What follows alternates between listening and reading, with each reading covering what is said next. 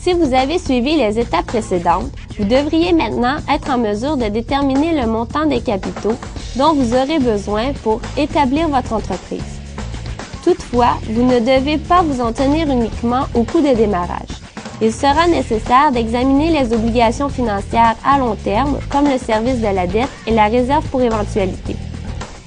La première étape de votre recherche de financement consiste à apprendre et à comprendre les avantages et désavantages des divers types de capitaux dont votre entreprise a besoin. Le financement de votre entreprise proviendra de deux sources, les capitaux propres et les capitaux empruntés. Les capitaux propres ou financement par action représentent l'investissement dû ou des propriétaires de l'entreprise. Les capitaux empruntés ou financement par emprunt proviennent de prêteurs externes.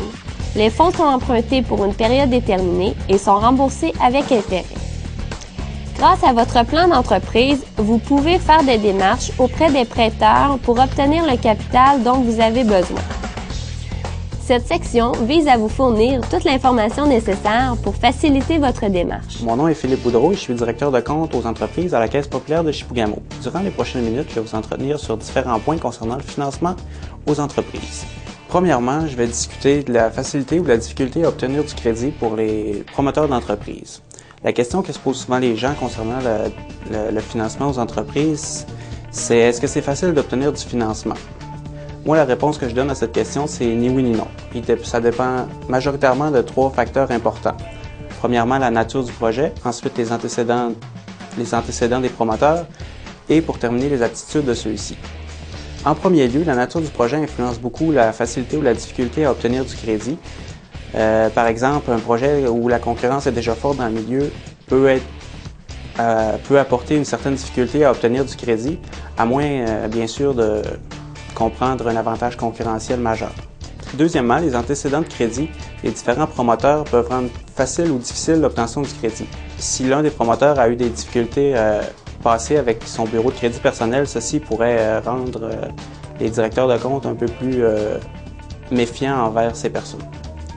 Donc, troisièmement, les aptitudes des différents promoteurs peuvent rendre plus facile ou plus difficile l'obtention du crédit.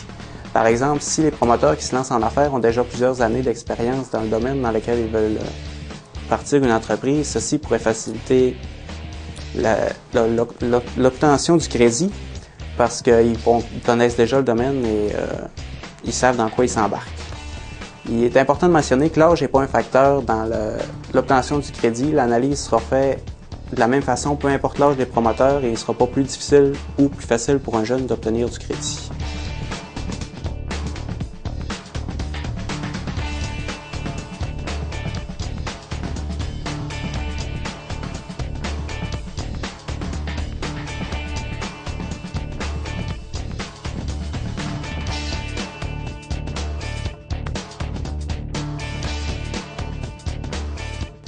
En terminant, il est bien important de retenir qu'un dossier bien monté, de bons antécédents de crédit et une bonne connaissance de son projet faciliteront l'accès au crédit.